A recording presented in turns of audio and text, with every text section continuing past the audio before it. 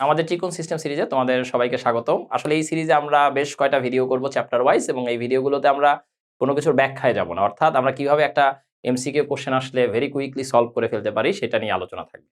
তো কোনো কথাবার্তা না, চলো আমরা ত্রিকোণ সিস্টেম 1-এ ব্যাক করি। আমাদের কাছে একটা প্রশ্ন দেয়া থাকলো a = 1 2 3 4, এবং আমার কাছে জানতে চাইলো a inverse equal to what.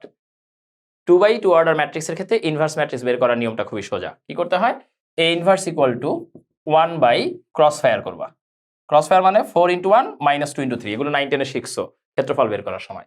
তাহলে 4 - 6। এরপরে কাজটা খুব সহজ, সেটা হচ্ছে ম্যাট্রিক্সের মুখ্য কর্ণ বরাবর এলিমেন্টগুলো ইন্টারচেঞ্জ হবে, অর্থাৎ 1 আর 4 ইন্টারচেঞ্জ হলে 4 1 আসবে। গৌণ কর্ণ বরাবর সাইন চেঞ্জ হবে, -2 -3।